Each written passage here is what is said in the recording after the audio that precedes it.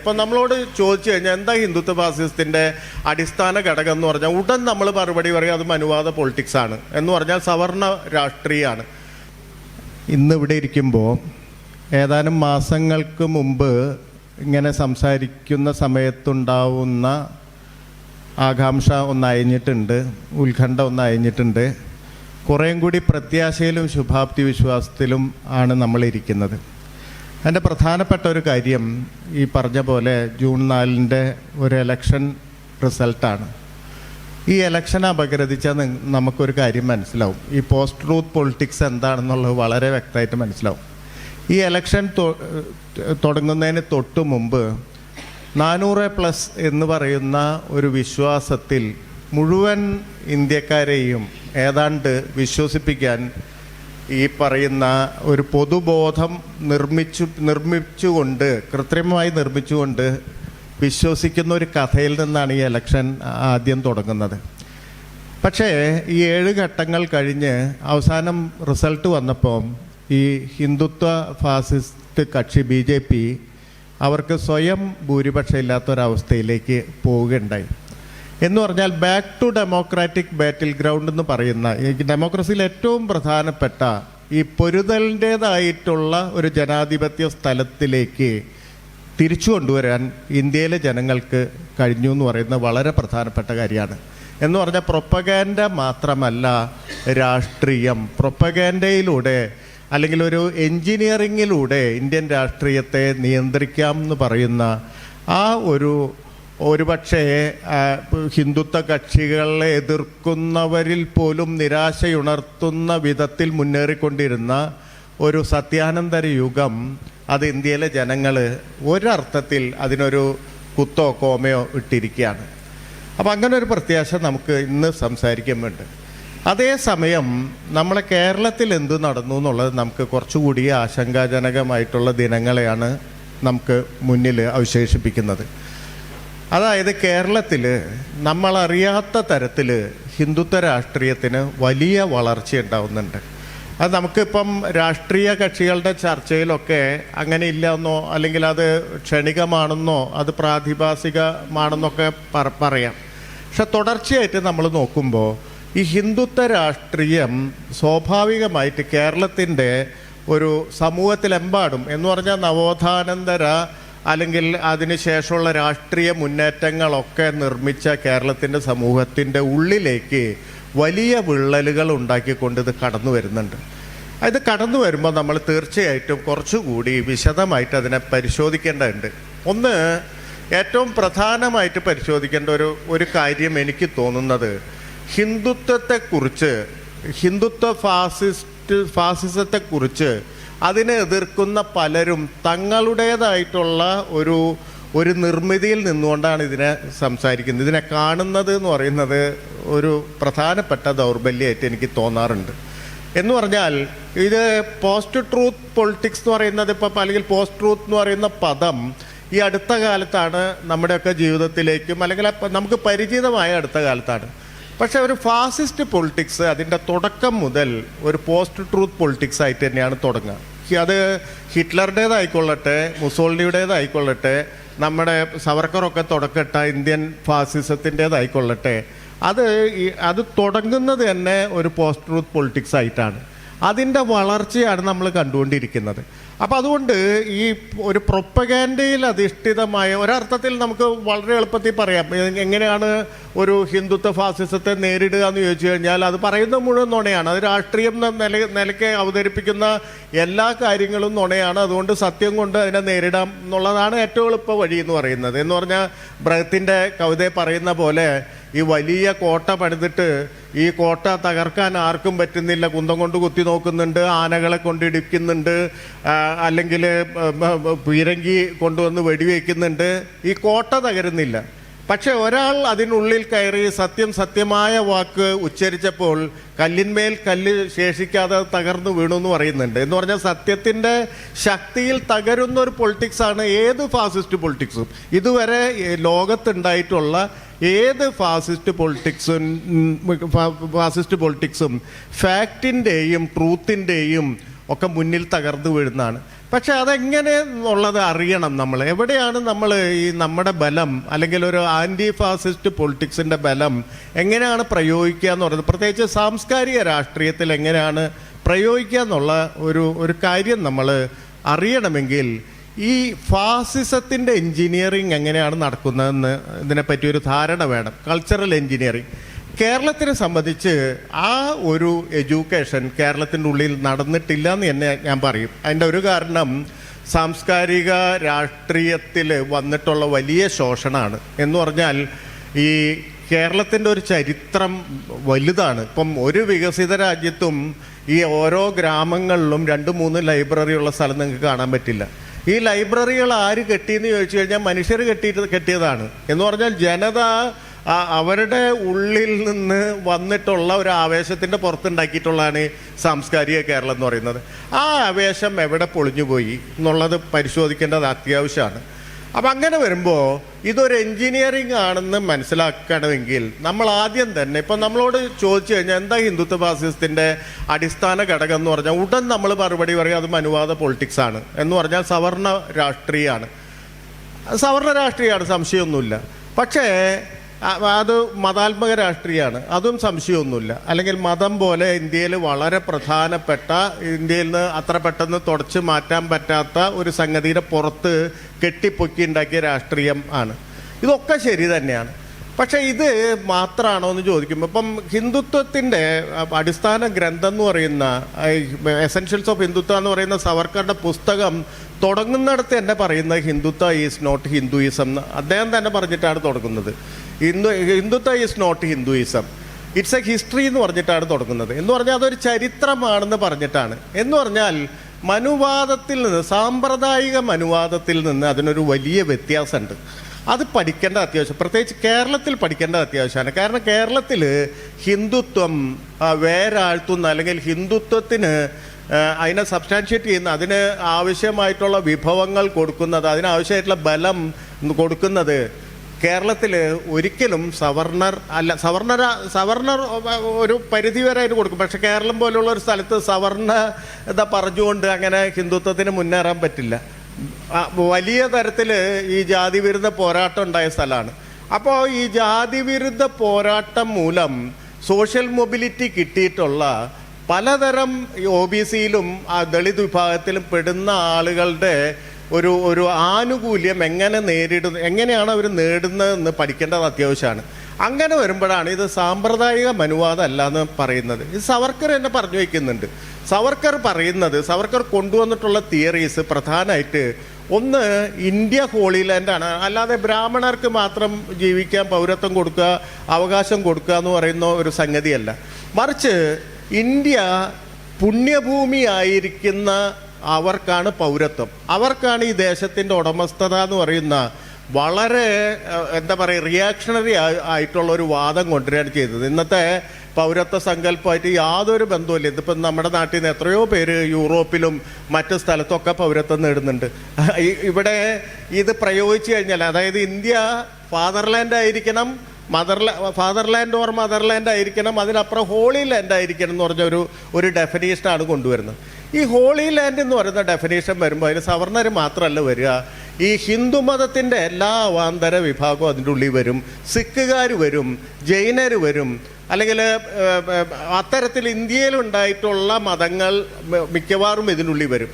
അതേസമയം മുസ്ലിങ്ങൾ പോലെ, ക്രിസ്ത്യാനികൾ പോലെ എൻ്റെ ഹോളി ലാൻഡ് മെക്കയാണ്, അല്ലെങ്കിൽ വത്തിക്കാനാണ്, അല്ലെങ്കിൽ ബത്ലഹേമാണ്, യെരുശലേമാണെന്ന് പറയുന്ന ആൾക്കാരെ സെക്കൻഡറി പൗരന്മാരായിട്ട് തരം താഴ്ത്താനും സാധിക്കും.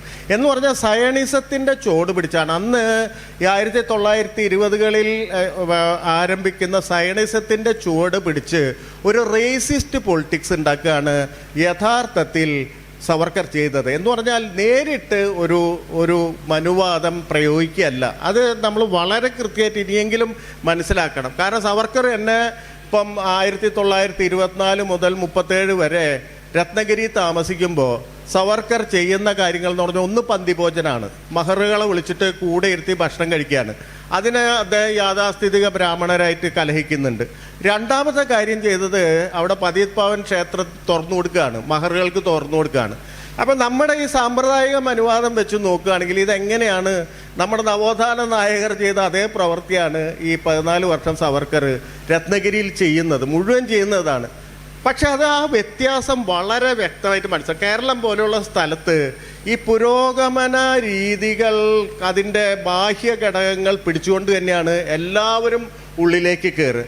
അതുകൊണ്ട് ആ വ്യത്യാസം വളരെ സൂക്ഷ്മതയോടെ നമുക്ക് മനസ്സിലായില്ലെങ്കിൽ ഇത് ഈ കാര്യം മനസ്സിലായില്ല. എന്ന് പറഞ്ഞാൽ സവർക്കർ അക്കാലത്ത് പറയുന്നൊരു വാചകം 22 കോടി, അന്നത്തെ കണക്ക് ശരിയാണോ തെറ്റാണോ എന്നറിയില്ല, ഞാൻ സവർക്കറുടെ വാചകം തന്നെയാണ് പറയുന്നത്. 22 കോടിയുള്ള ഹിന്ദു ജനതയിൽ 7 കോടി ദളിതരാണ്.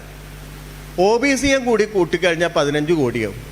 പിന്നെ ബാക്കി സവർണർ എന്ന് പറഞ്ഞാൽ ന്യൂനപക്ഷമാണ്.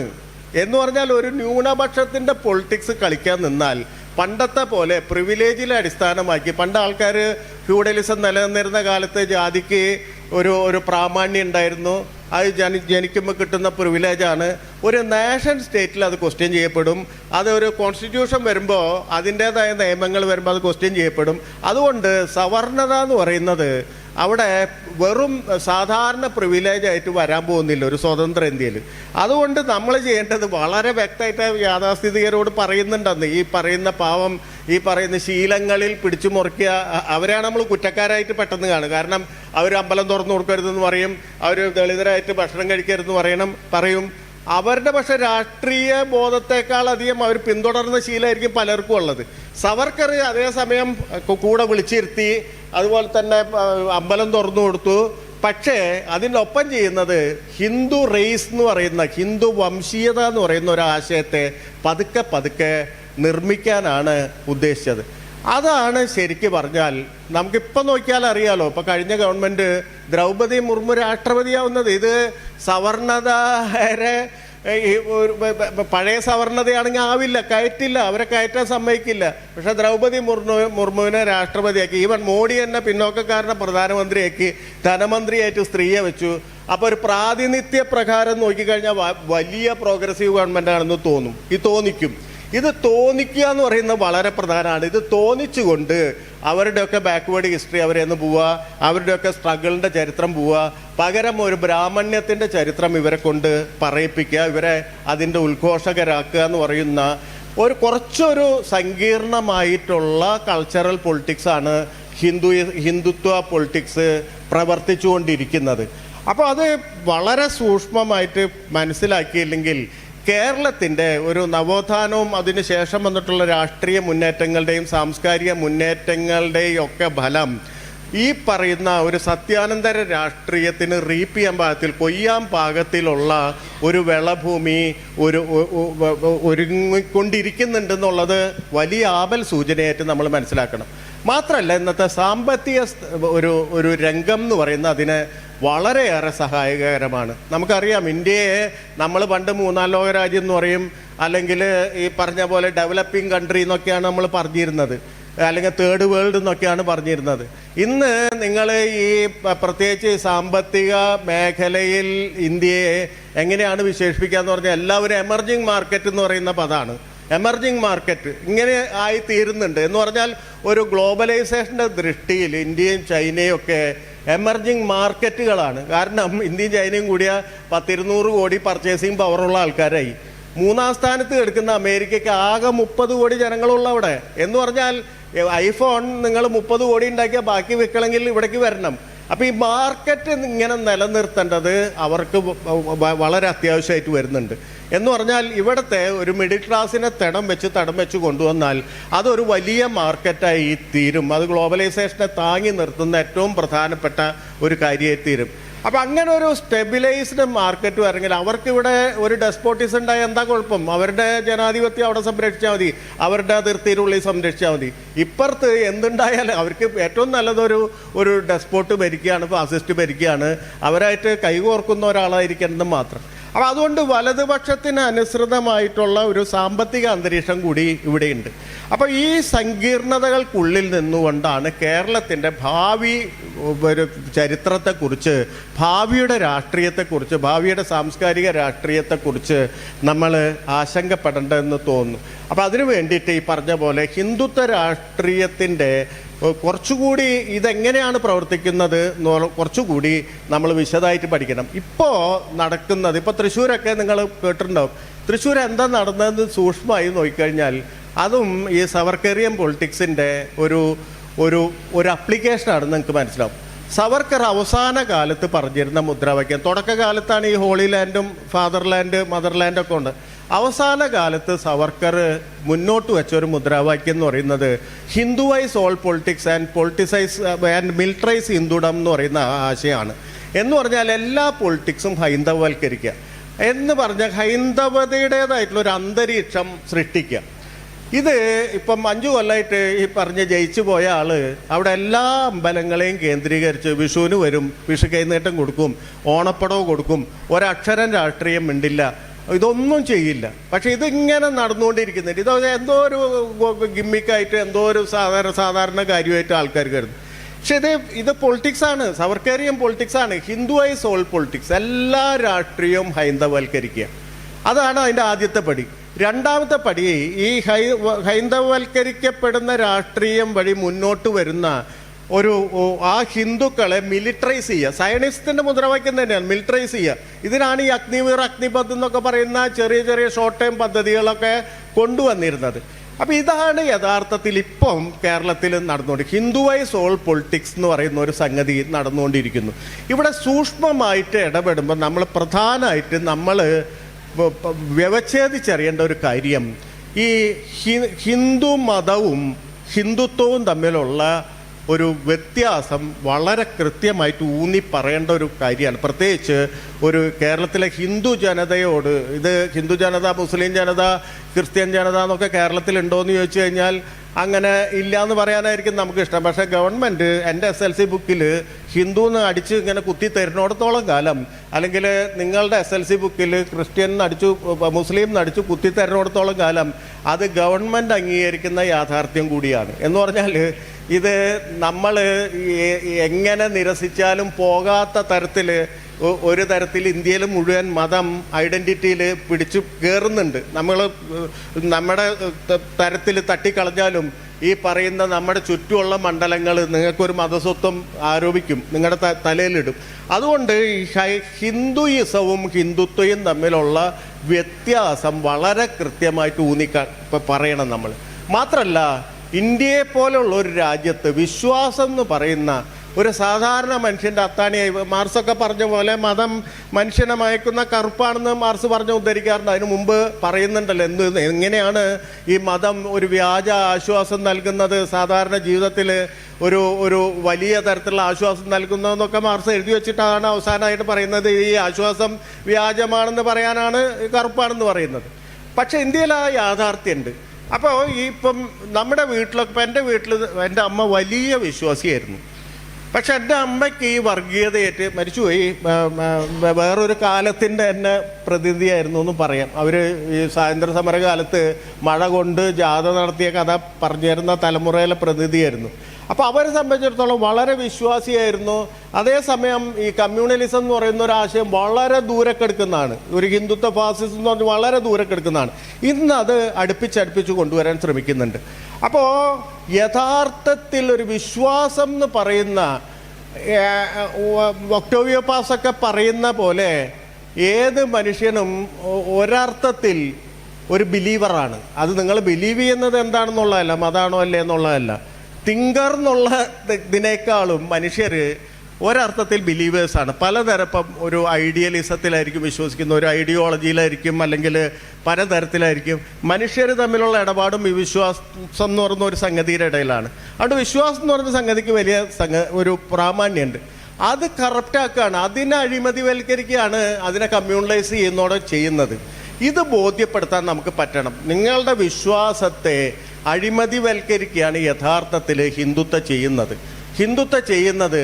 ഈ വിശ്വാസം എന്ന് പറയുന്ന മനുഷ്യരെ തമ്മിൽ ഒരു കാലത്ത് ബന്ധിപ്പിച്ചിട്ടുള്ള, ഇപ്പം നമുക്കറിയാം ഭക്തി പോയട്രി ഒക്കെ എടുക്കുകയാണെങ്കിൽ മുഴുവൻ അതിൻ്റെ ഉള്ളിൽ മനുഷ്യരുടെ സമത്വത്തെ പറ്റിയുള്ള ആശയമാണ്. വചനകവിതയായാലും തുക്കാറാമിൻ്റെ കവിതയായാലും ചൊക്കമേളയായാലും അങ്ങനെ ഇന്ത്യയിലെ ഒരു ഭക്തി കവിതകൾ മുഴുവൻ എടുത്തു കഴിഞ്ഞാൽ നമുക്ക് മനസ്സിലാവും ഇതിൻ്റെ ഉള്ളിലൊക്കെ സമത്വം എന്ന് പറയുന്ന ഒരു ആശയത്തിൻ്റെ അതിലേക്കുള്ള ഒരു വഴിയായിട്ടാണ് ഭക്തിയെ വരെ കാണുന്നതെന്ന് മനസ്സിലാവും. അപ്പം അങ്ങനെ കുറച്ചുകൂടി സങ്കീർണമായൊരു ആശയ സമരത്തിൻ്റെയും ആശയ പോരാട്ടത്തിൻ്റെയും ഭൂമികയായിട്ട് കേരളം മാറിക്കഴിഞ്ഞിട്ടുണ്ട്. അത് ഇനി വൈകിച്ചുകൂടാ എന്ന് മാത്രമാണ് എനിക്ക് ഈ വിഷയത്തെപ്പറ്റി ആദ്യഘട്ടമായിട്ട് പറയാനുള്ളത്.